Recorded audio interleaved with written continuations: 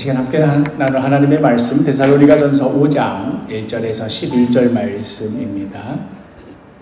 형제들아, 때와 시기에 관하여는 너희에게 쓸 것이 없음은 주의 날에 밤에 도둑같이 이를 줄을 너희 자신의 자살에 알기 때문이다. 그들이 평안하다, 안전하다 할 그때에 임신한 여자에게 해산의 고통이 이름과 같이 멸망이 갑자기 그들에게 이르리니 결코 피하지 못하리라. 형제들아, 너희는 어둠에 있지 아니하면 그날에 도둑같이 너희에게 임하지 못하리니 너희는 다 빛의 아들이요 낮의 아들이라. 우리가 밤이나 어둠에 속하지 아니하나니 그러므로 우리는 다른 이들과 같이 자지 말고 오직 깨어 정신을 차릴지라. 자는 자들은 밤에 자고 취하는 자들은 밤에 취하되 우리는 낮에 숙하였으니 정신을 차리고 믿음과 사랑의 호심력을 붙이고 구원의 소망의 투구를 쓰자.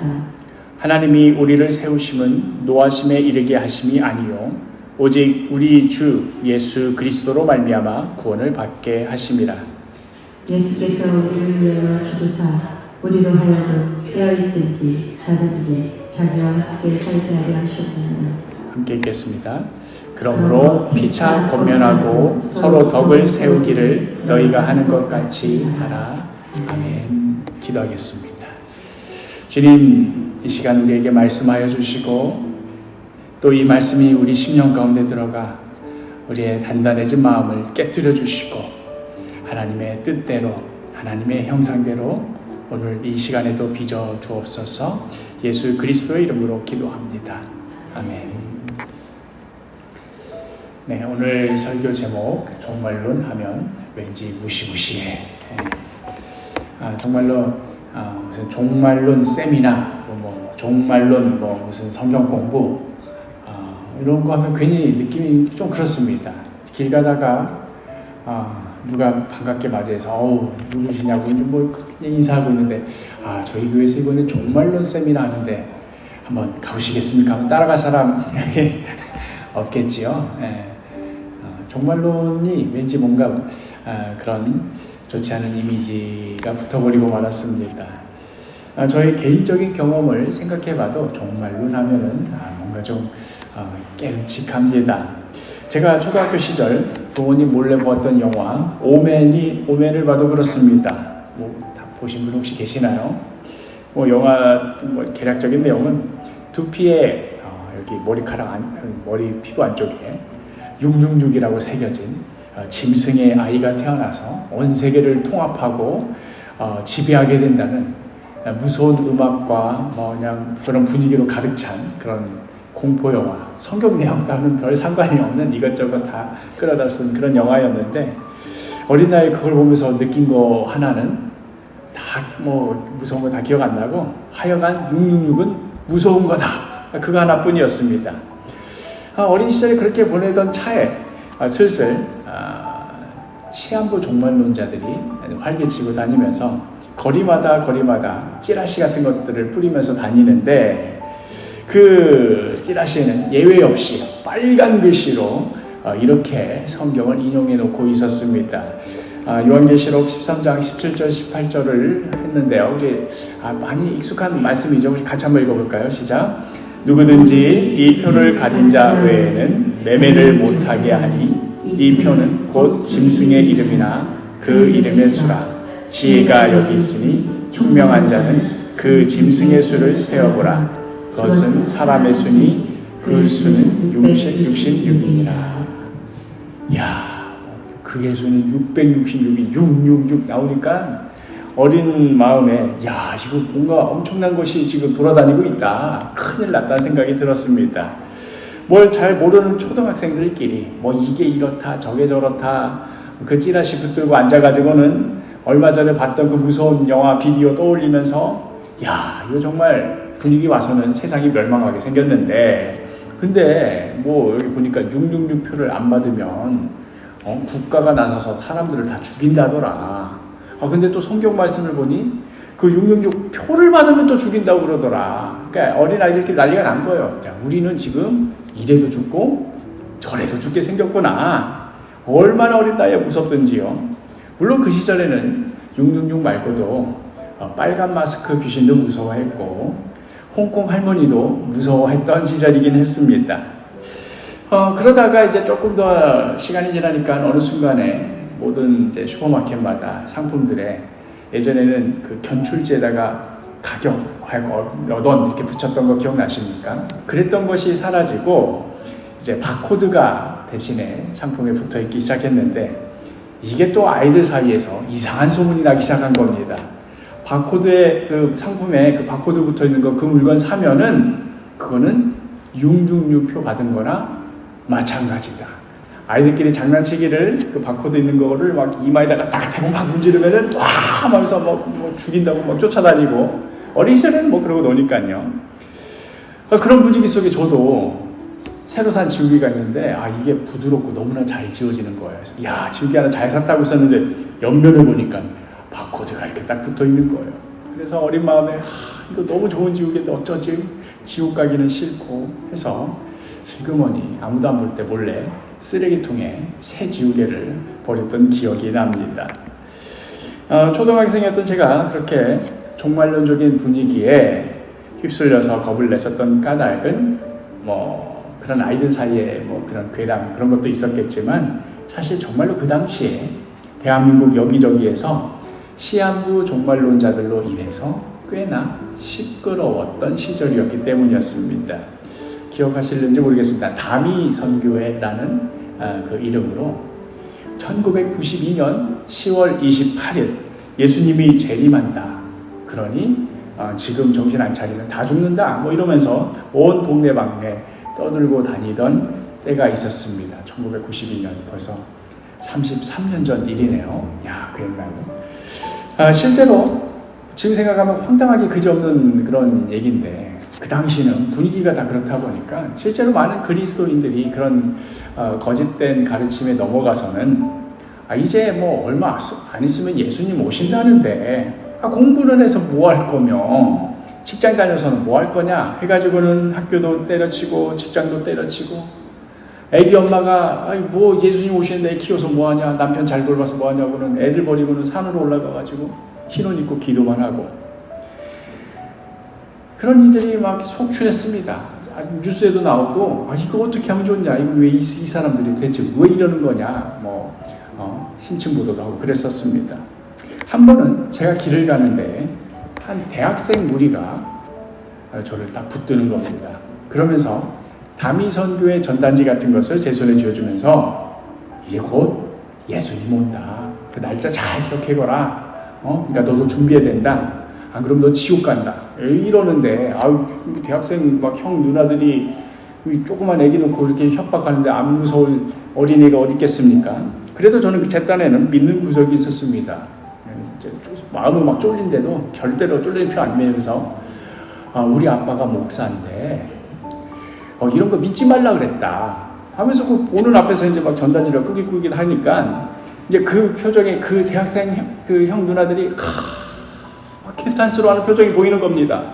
그러면서 그 얼굴 표정에 미묘하게 기성교회에 대한 어떤 분노, 특별히 그 목회자들에 대한 어떤 미묘한 분개심 같은 게 이렇게 얼굴에 보여졌습니다.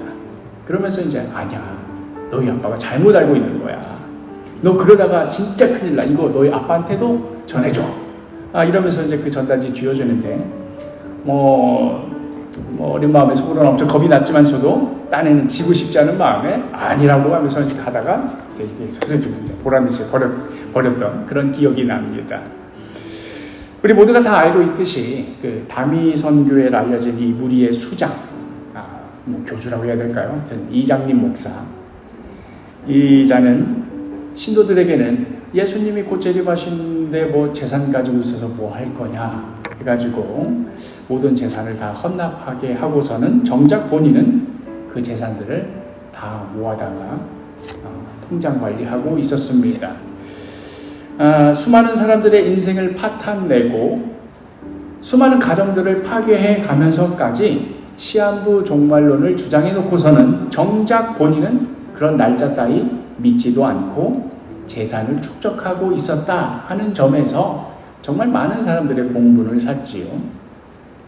그러니까 어릴 때 경험한 종말론 혹은 한국 한국 사회에서 교계에서 종말론에 대한 이미지가 이런 식이다 보니 종말론 하면 일단 인상이 찌푸려지고 뭔가 좀 비상식적인 주장, 막 억지 부리는 사람들과 얽혀야 될 것 같은 그런 마음에 웬만하면 그냥 피하고 싶고, 무엇보다도 한국 기독교 역사에 이 시한부 종말론이 미친 여파가 상당했기에 그 시간 이후로는 교회 안에서는 아예 종말론 자체를 다루지 않게 되는 그런 부작용까지 벌어지게 되었습니다.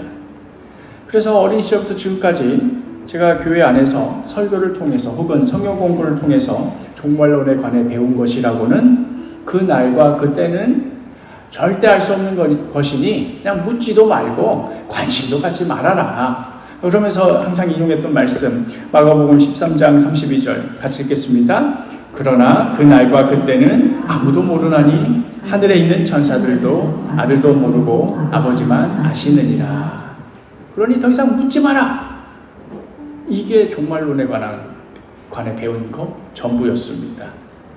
더 이상 종말론에 관해서는 더 할 이야기가 없는, 괜히 들쑤셔서 이상한 오해나 불러일으킬 바에는 차라리 아무 얘기도 하지 않는 것이 나은 그런 좀 이상한 가르침 혹은 좀 편협한 가르침이 되고만 것이지요. 그러나 사실 초대교회 역사를 살펴보면 종말론만큼이나 성도들에게 위로를 주고 소망을 주었던 가르침이 없었습니다. 성도들의 삶 가운데 큰 고난과 위기가 찾아오고 환난과 핍박이 찾아올 때마다 자꾸만 흔들리는 그 믿음을 붙들어주고 자꾸만 약해져가는 그 소망을 다시 붙잡게 해주는 가르침이 바로 이 종말론이었습니다. 우리가 지금 묵상하고 있는 이 데살로니가 전서 후서의 이 데살로니가 교회도 당시에 큰 환난과 핍박 가운데 고통당하고 있었고, 도대체 우리가 언제까지 이러고 살아야 되나 하는 그런 위기의식과 뭔가 자꾸만 흔들리는 그 회의와 의심 가운데 싸워야 할 때마다 주님 곧 오신다, 주님 곧 오신다 하는 이 메시지만큼 큰 힘을 주고 위로를 주는 메시지가 없었기 때문이었습니다. 우리나라도 중간에 그 시한부 종말론 때문에 이상해서 그렇지 정말로 종말론이 강조되던 시절이 있었습니다. 언제였는가 하면 일제시대였습니다. 일제시대 때 많은 신앙의 선조들이 일제에 의해서 교회가 핍박당하고 또 신사참배에 강요당하면서 그렇게 고통스러울 그때에 많은 신앙의 선조들이 그토록 읽고 묵상했던 말씀이 요한계시록이었습니다. 저들이 저렇게 기세등등하지만 하나님의 때에 저들은 끝장난다. 예수님 오신다. 곧 오신다. 이것만큼 소망을 주는 메시지가 없었던 것이지요. 그런데 이렇게 귀한 가르침도 자꾸만 왜곡되고 엉뚱하게 악용되기 시작하면 우리가 지난날 경험했듯이 예수님이 곧 오신다는 그 선포가 기쁨의 선포요, 기다려지는 선포요, 소망의 선포가 되는 게 아니라 무슨 공포의 날인 것처럼 무시무시한 날인 것처럼 그렇게 각색이 되고 사람들을 현혹하고 뭔가 자극적이고 말초적인 공포심만 조장하는 복음과는 전혀 상관없는 별개의 것을 만들어버리고 말지요. 마치 하나님을 이런 식으로 바꾸는 거죠. 그 사찰 입구마다 가면은 사천왕 이렇게 양쪽에 서 있는 거 보신 적 있지요? 어디 여행 가고 그럴 때 막 이렇게 무서운 얼굴하고서 몽둥이 창이나 이런 칼 들고 있지 않습니까? 하나님이 마치 그런 무서운 얼굴을 하고서는 누가 잘못했는가? 누구를 벌줄 것인가? 누가 감히 바코드 붙어있는 상품을 샀는가? 누가 이마에 육육육 붙이고 다니는가? 공항에서 수화물 꼼꼼히 살펴보는 검색대 직원 같은 눈빛으로 위아래를 다 훑어보는 그런 하나님상으로 전락시켜버립니다. 우리 하나님 그런 하나님이십니까? 교회 다니는 것만으로는 안 된다고요? 그냥 예수 믿는다는 것으로는 소용이 없다고요? 그럼 천국문 입구에서 예수님께서 그의 자녀들을 이렇게 맞이해주면서 누구야 잘 왔다, 그간 얼마나 애썼니, 예수님 오신다 하다가 드디어 이제 나 만났구나 하고 이렇게 예수님이 보듬어 주다가 떠듬떠듬하다가 잠깐만, 야 너 이마 이거 뭐냐, 이거 바코드네, 이거 666이네, 야 안 되겠다, 예수의 보혈이 모든 죄는 다 사하는데 바코드는 못 이긴다. 미안하다. 하고는 옆에 있는 빨간 버튼 띡 누르면 바닥이 쫙 열리면서 지옥으로 우와!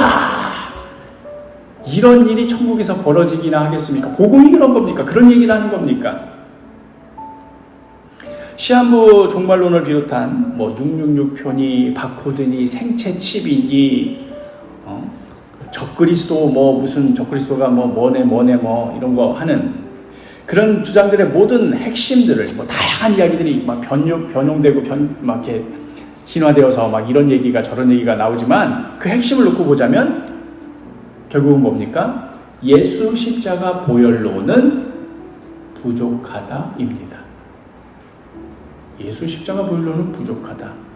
자기네들 교회, 자기네들 집단에서 제공하는 뭔가를 따라야 하고 자기네들의 그 교주가 보장해주는 그 뭔가를 해야만 온전한 구원이 이루어지는 것이지 예수만 믿어서는 안 된다 그 얘기입니다. 지금 대놓고는 그렇게 말 안 하는데 가만히 들여다보면 뭐 하면은 그 지옥 가고 뭐 하면 안 되고 이게 딱 뭡니까?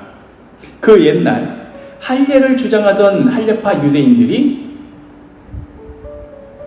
야 예수 믿는 거 내가 막는 거 아니야. 예수 믿어. 그런데 그것만으로는 부족해. 할례도 받아야 구원이 완성돼 라고 주장하는 것이나 본질적으로 다를 바가 없는 것입니다. 그 당시는 할례 받았냐 안 받았느냐 이걸로 구원의 완성을 문제 삼았던 것이고 오늘날에 와서는 666표 받았냐 안 받았냐 이 문제로 그냥 그 내용물만 바뀌었을 뿐이지 복음의 본질을 흐리고 거짓된 가르침으로 성도들을 현혹하는 데 있어서는 매 한 가지인 것입니다. 무엇보다도 이런 식의 잘못된 가르침은 성도들로 하여금 그 시선을 자꾸만 현실, 우리가 두 발 딛고 서 있는 이 현실에서 멀어지게 하고 뭔가 막 피상적인, 뭔가 막연한 그런 문제로 돌리게 한다는데 그 심각성이 있습니다. 우리가 나는 예수를 믿어. 나는 예수 믿어서 하나님 백성이야. 하나님 자녀야. 하는 이 정체성, 이 귀한 가치를 나는 죽으면 그러니까 천국 갈 수 있어. 나는 죽으면 지옥 안 갈 거야. 이렇게 죽으면 천국 가냐 마느냐 이 사실 하나로 축소시키고 마는 것이지요. 지금이라도 예수님께서 재림하시면 내가 천국으로 들림받을까 지옥으로 떨어지게 될까 이거냐 저거냐 천국이냐 지옥이냐 우리가 예수 믿는다는 그 모든 의미를 딱 이거 한 가지로 환원시켜버리고 맙니다. 주님께서 우리를 이 시대 이 땅 가운데 다양하고 복잡한 때로는 참으로 어렵고 기가 막힌 모든 현실 상황 가운데 부르셨다 하는 그 의미들은 그냥 다 부질없는 것으로 그냥 다 쓸려나가 버립니다.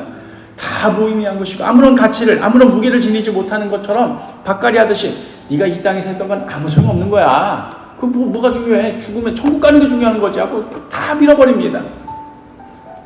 천국이냐 지옥이냐 이 문제 하나로 우리가 예수 믿는다는 모든 신앙생활의 그 의미와 가치를 그냥 다 퉁쳐버리는 거지요.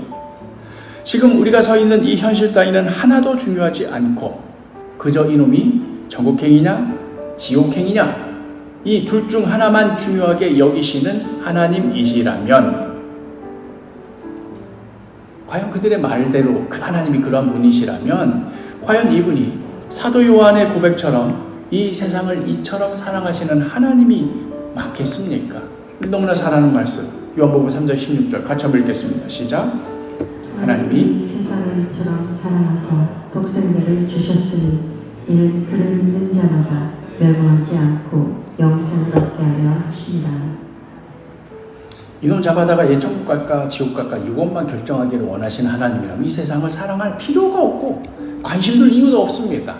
그런데 하나님은 이 세상을 너무도 사랑하시는 하나님이십니다. 그래서 멸망치 않게 하려고 영생을 얻게 하려고 예수 그리스도를 보내신 하나님이십니다. 또한 다윗이 자연 만물을 바라보면서 감격해하면서 고백했던 그 하나님 우리 시편 8편 전체를 다 봐야 되겠지만 시간상 4절과 5절만 볼까요? 시작. 사람이 무엇이기에 주께서 그를 생각하시며 인자가 무엇이기에 주께서 그를 돌보시나이까. 그를 하나님보다 조금 못하게 하시고 영화와 존귀로 관을 씌우셨나이다. 이걸 신성모독 아닙니까? 어찌 사람을 하나님과 비교를 합니까? 그런데 하나님보다 조금 못하게 한 그 존재, 나를 그런 존재로 세우셨다. 하나님의 사랑의 크심과 그의 돌보심의 깊이와 풍부함에 감탄하게 만드는 그 하나님을 보면서 다윗이 이렇게 고백했는데, 천국 지옥이 둘 중 하나만 중요해. 이런 하나님이랑 너무나 안 맞는 겁니다. 우리 사람을 사랑하셔서 그냥 위에서 계속 지켜볼 뿐만 아니라 친히 그 사람의 몸을 입고 이 땅에 오시기까지 하시는 성육신의 신비를 보여주신 예수님이 이런 지옥이냐 천국이냐 이것만 관심 갖는 그런 하나님과 어울립니까? 요한복음 1장 14절 시작. 말씀이 육신이 되어 우리 가운데 거하심에 우리가 그의 영광을 보니 아버지의 독생자의 영광이요 은혜와 진리가 충만하더라. 이렇게 귀한 하나님을 도대체 어떤 하나님으로 우리가 그들이 왜곡하고 있는 것입니까? 사도 바울도 이런 맥락 속에 하나님은 너무나 좋으신 분이다. 하나님은 우리를 너무나 사랑하시는 분이다. 하나님은 언제나 우리에게 은혜 베풀어 주시고 우리를 다 끌어내신 분이시다. 이런 맥락 가운데 예수님 고도 뭐 어떻게 하나 절절매고 있는 그 데살로니가 교회를 향하여 성도들을 향하여 이렇게 말하고 있는 것이지요. 오늘 본문 9절 시작. 하나님이 우리를 세우심은 노하심에 이르게 하심이 아니요 오직 우리 주 예수 그리스도로 말미암아 구원을 받게 하십니다. 당시에 많은 데살로니가 교회 성도들이 예수님의 재림이 금방이라도 임할 것처럼 그렇게 여기면서 임박한 재림 신앙을 가지고 살았습니다. 그러한 믿음이 뭐 다 나쁘다는 것은 아닙니다. 왜냐하면 그런 믿음 때문에 일종의 어떤 그 경건한 두려움 내지는 혹은 뭐 좀 지나친 경각심 뭐 그런 것들이 좀 있긴 했습니다만은 그럼에도 예수님 오심을 늘 기다리고 있다는 면에서는 좋은 면이 있지요. 그런데 이게 너무 지나친 겁니다.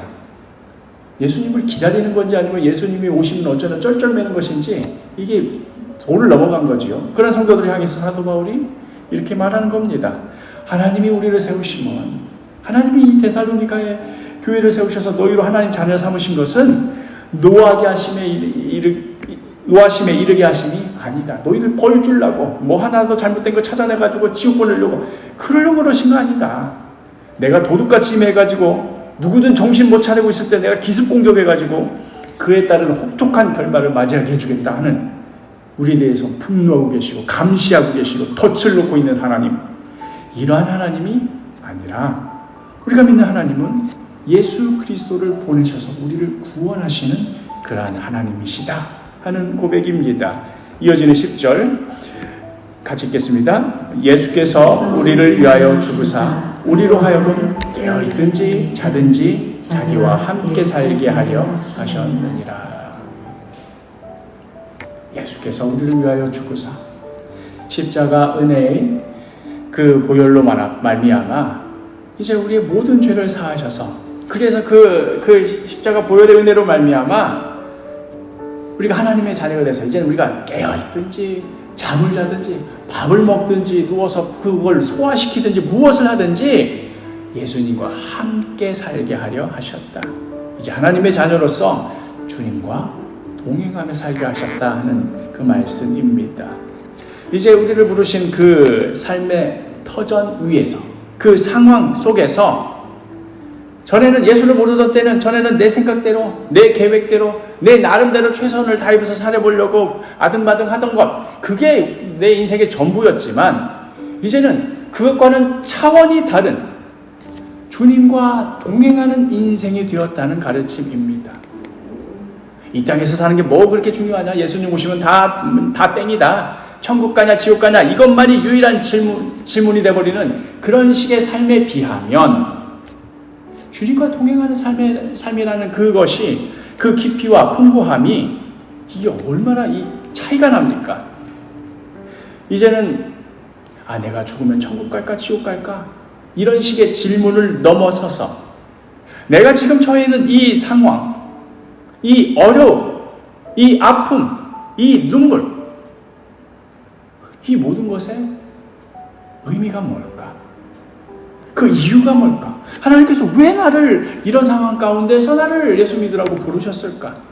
이를 통하여서 하나님께서는 지금 무엇을 하시고자 하는가?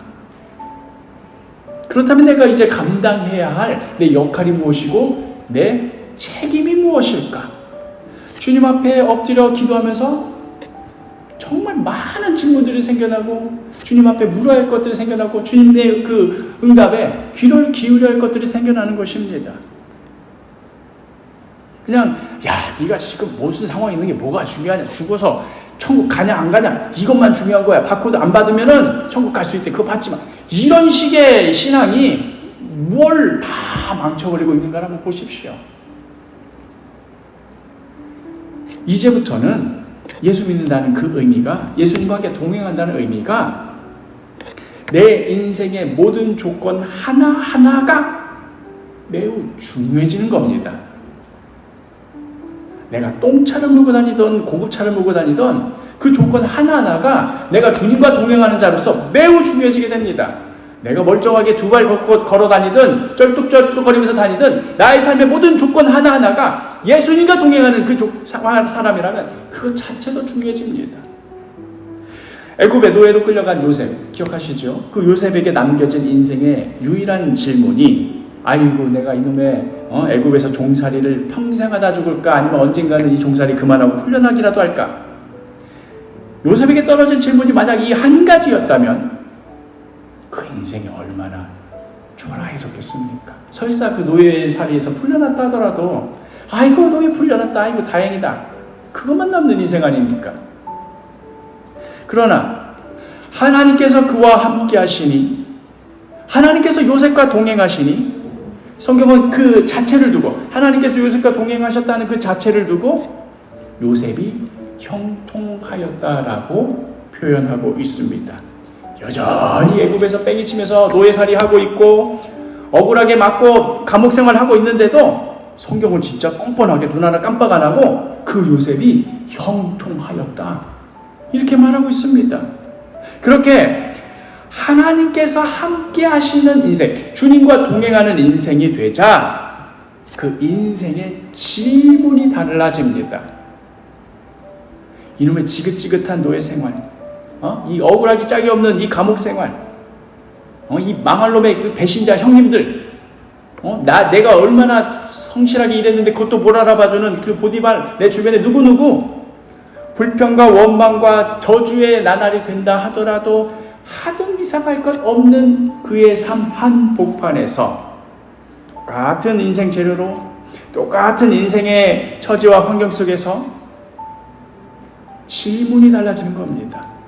자신의 이 복잡하고 기구하고 막 때로는 열불 터지는 이 모든 삶의 질문들을 이 질문들이 어떻게 바뀌냐면 악을 선으로 바꾸시는 하나님의 섭리로 많은 생명을 살리기 위한 하나님의 놀라운 손길로 그 질문의 내용이 바뀌어 버립니다. 그러니 그 당시에 뺑이칠 때는 몰랐겠지만 지나고 보니 보디발 장군 집에서 정말 뼈 빠지게 노예 생활하면서 보냈던 그 시간 하나하나가 다 헛것이었습니까? 하루하루가 너무나 귀한 시간이었고 그것이 요셉에게 할 수 있는 나중에 총리가 될 수 있게 하는 모든 밑거름이 되었습니다. 억울하게 감옥에 갇혀서 아무런 소망도 내일도 없이 살아갔던 나날들이 쓸모없던 나날이 하루가 없었습니다. 하나하나가 다 주님께서 그 손길로 빚어내신 작품이었고 한순간순간이 주님께서 쓰시는 놀라운 순간들이었습니다. 그러니 지금도 이루 말할 수 없는 환난과 핍박 속에서 고통당하고 있는 데살로니가 교회 성도들에게 사도 바울이 이렇게 고면하고 있는 것입니다. 오늘 본문 5절과 6절 같이 읽겠습니다. 시작. 너희는 다 빛의 아들들, 낮의 아들이라. 우리가 밤이나 어둠에 속하지 아니하나니. 그러므로 우리는 다른 이들과 같이 자지 말고 오직 깨어서 정신을 차릴지라.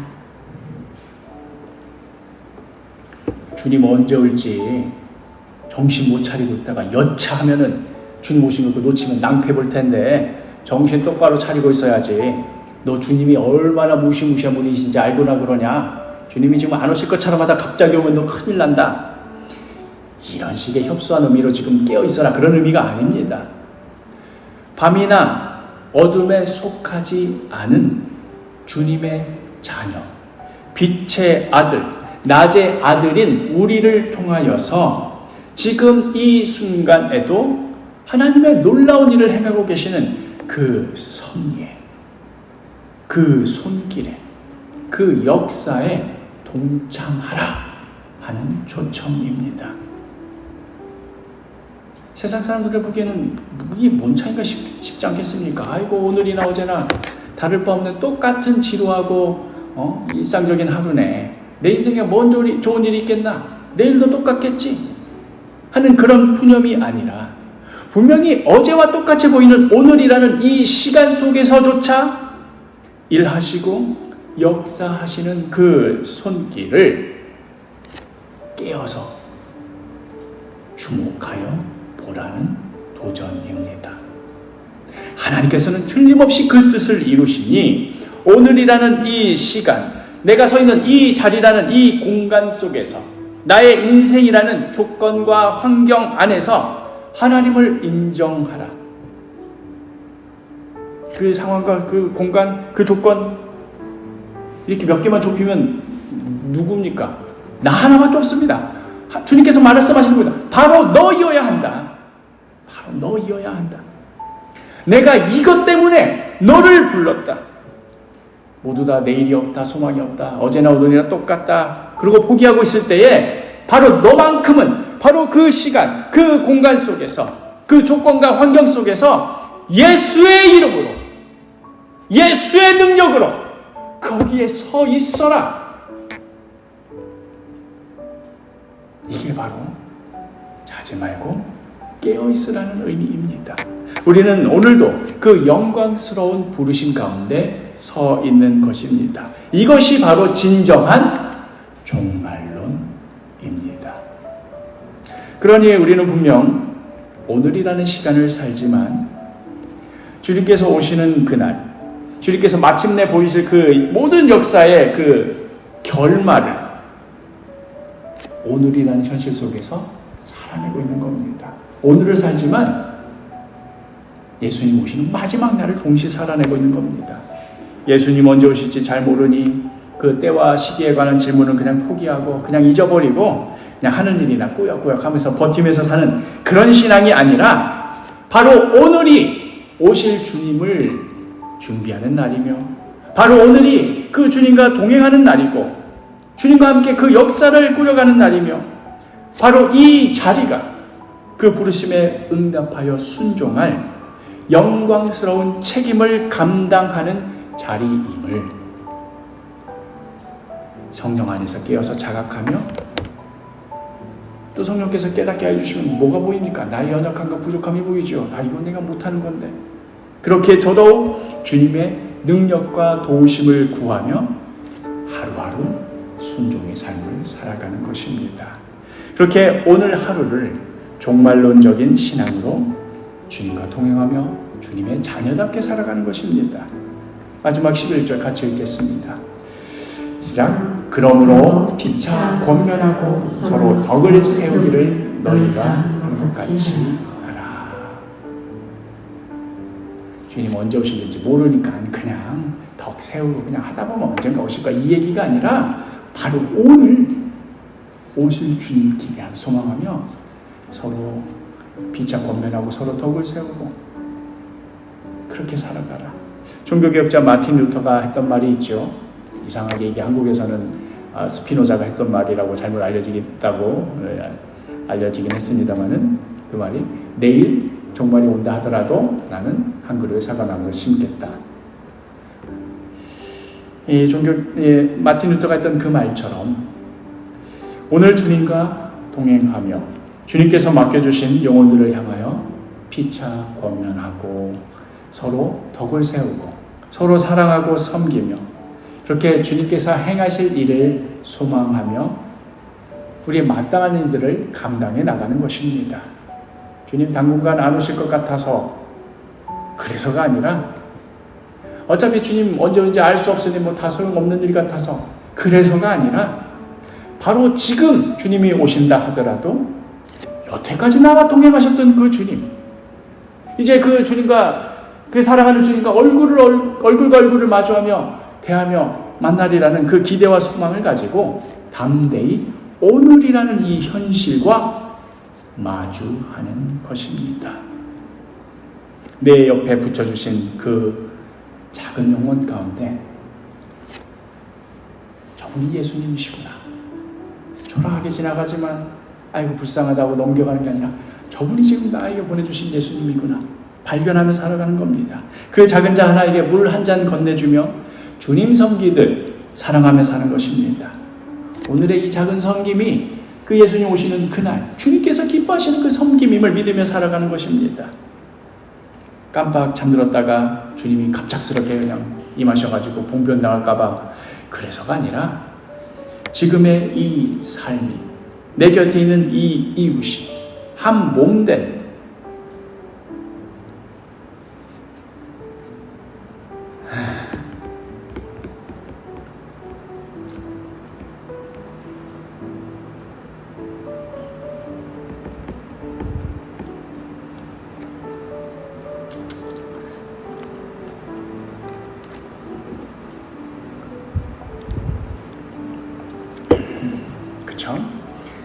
한 몸 되었다는 말이 참 낭만적으로 보이는데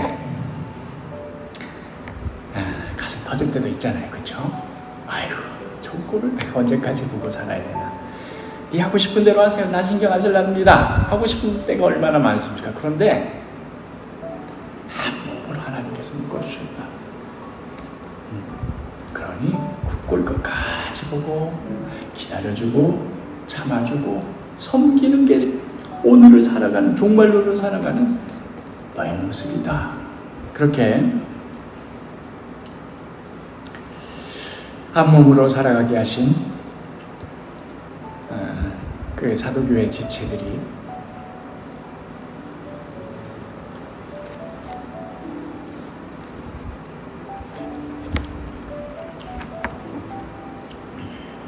주님과 함께 동행하며 살아가도록 불러주신 그 현장이고 그 실제임을 깨어서 주목하는 것입니다.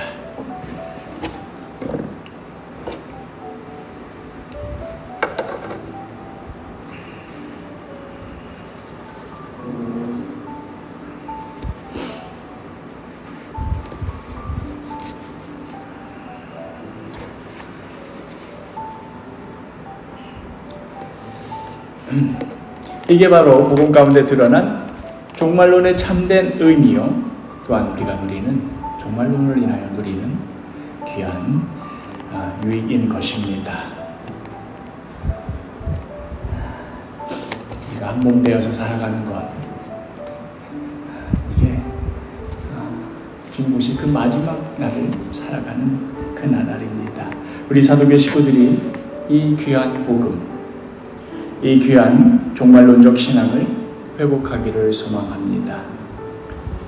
오늘도 사랑하는 주님 그리며 그 주님과 동행하며 그 주님의 도우심으로 우리를 부르신 이 자리, 이 시간 속에 담대하게 살아가시는, 또 능히 살아내는 그런 주의 자녀로서의 삶을 살아가시기를 간절히 축복합니다. 우리 함께 말씀 기억하시면서 찬송가 212장 겸손히 주를 섬길 때 함께 부르시겠습니다.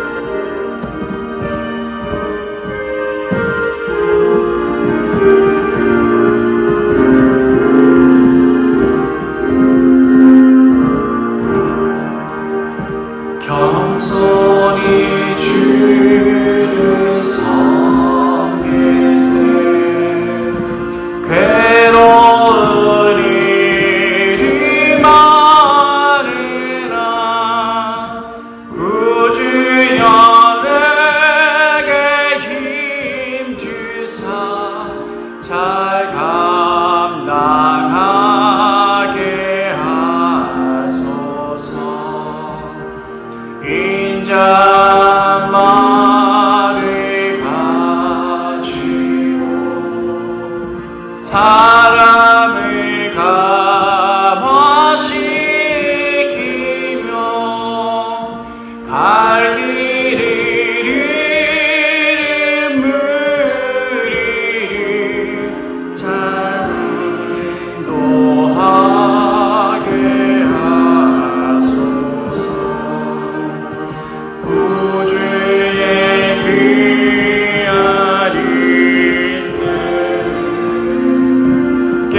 깨달게 하시고 굳건한 믿음 주셔서 늘 승리하게 하소서. 장래의 영광 비추사 소망이 되게 하시며 구주와 함께 살면서 참 평강 얻게 하소서.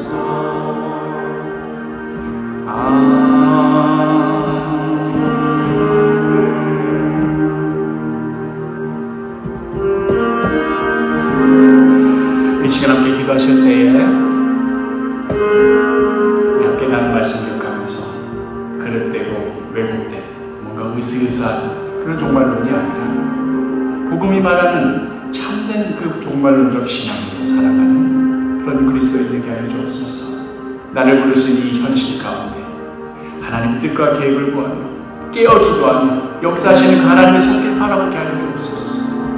오늘 만나게 하시는 작은 영혼들을 사랑하고 섬기는 일이 마지막 날에 주님을 사랑하고 섬기는 이름을 기억하며 우리가 오늘을 살아가지만 종말을 사는 오늘이 영원에 잇대어 사는 그런 인생 되게 하여 주옵소서. 같이 기도하겠습니다.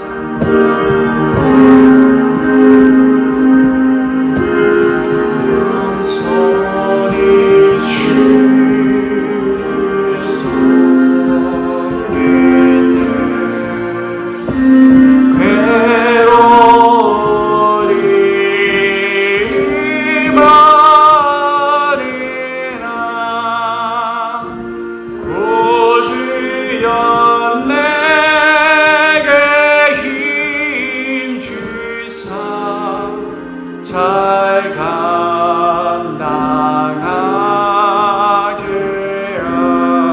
하소서.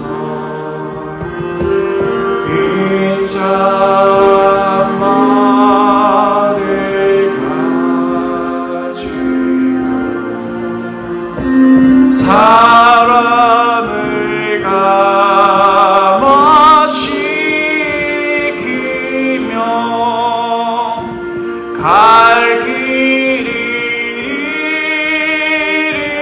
물리를 잘 인도하게 하소서. 구주의 기다린 깨달게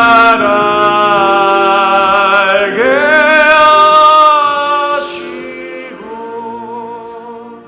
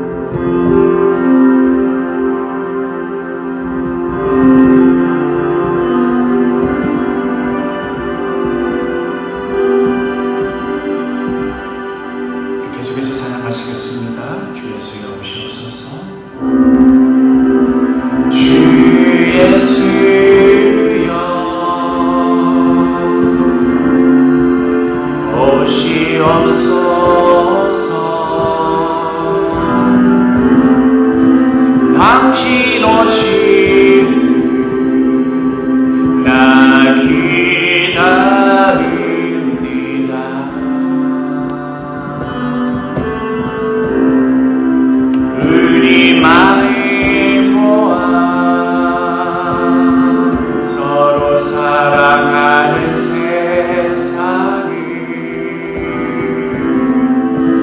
만들렵니다.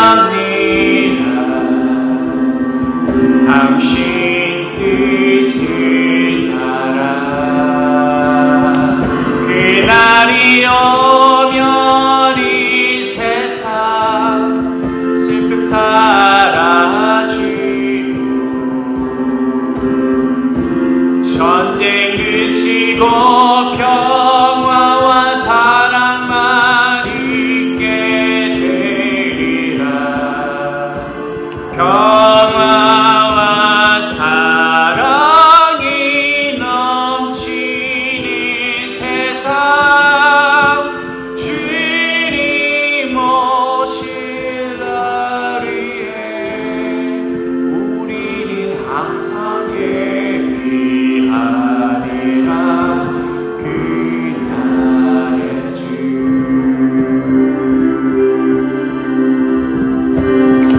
그날이 오면 난 주와 영원히 함께 걸으리. 우리 주 예수 만민을 위하여 예비하신 곳 평화와 사랑이 넘치는 세상 주님 오실 날 위해 주께서 예비하신 곳 평화와 사랑 넘치는 세상 새하늘 새땅 영원한 그의 나라.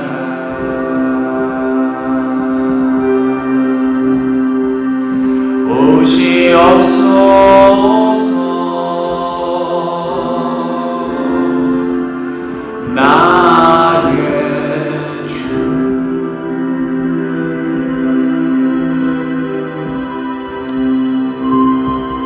이 시간 계속해서 기도하실 때에 우리 마음속에 간절한 소망을 주께 알려드리기 원합니다. 우리 아픈 몸과 마음 어루만져 주시기를 회복시켜 주시길 기도하기를 원합니다. 우리 한몸된 사도교회에 연약한 지체들이 있습니다. 때로는 이들 때문에 속상하고 더 지켜보지를 못하겠다 싶은 마음에 열불이 터지기도 하는 그러나 한 몸으로 불러주시는 귀한 지체들이 있습니다. 우리 함께 기도하겠습니다.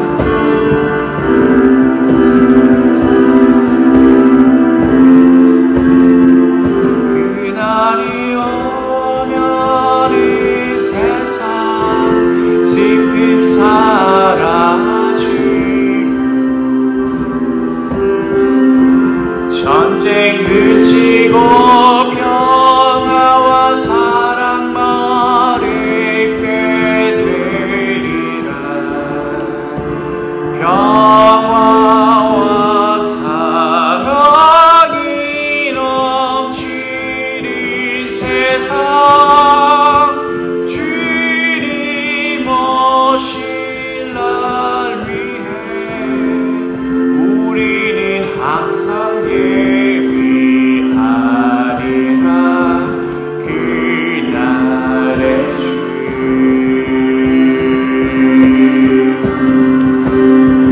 그날이 오면 난 주와 영원히 함께 걸으리. 우리 주 예수 만민을 위하여 예비하신 곳 평화와 사랑이 넘치는 세상 주님 오실 날 위해 주께서 예비하신 곳 평화와 사랑 넘치는 세상 새하늘 새땅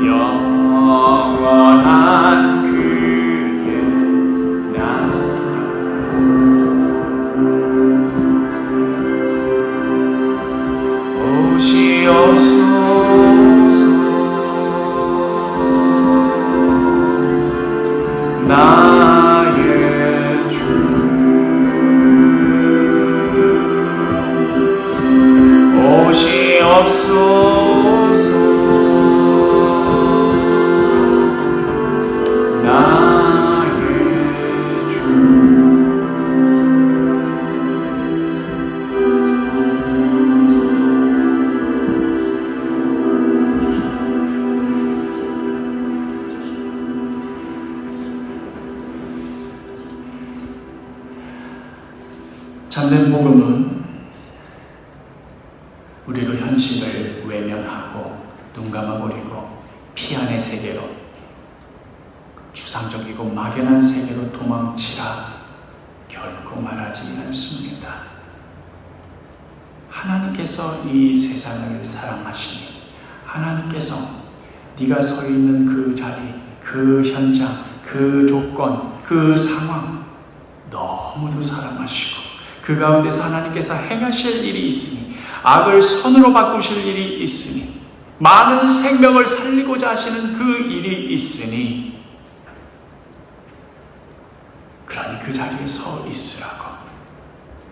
오늘 하루가 그냥 허투루 가는 것이 아니라 오늘 하루하루의 삶이 주님 오시는 그날그날의 그 영광의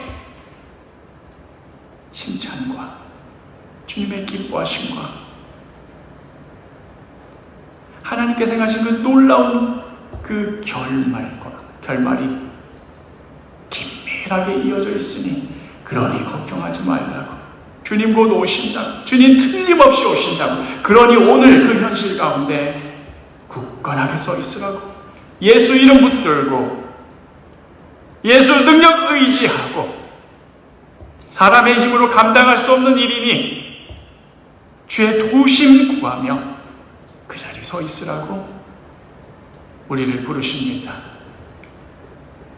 서 있자니 기가 막히고 열불이 터지고 못해 먹겠다 때려치고 싶고, 그냥 주님 데려가시죠.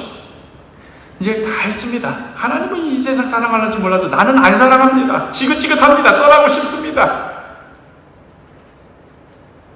그렇게 투정 부리는 우리로 기어코 그 자리에 서게 하셔서 그 귀하고 놀라운 일 감당케 하시는 그 하나님의 손길 바라보게 하여 주옵소서. 오늘의 삶이 그런 하나님의 손길을 바라는 기대의 삶이요, 그런 하나님께서 역사하시기를 소망하며 간절히 기다리는 기도의 삶이요, 내 힘으로 감당할 재간이 없고 능력이 없어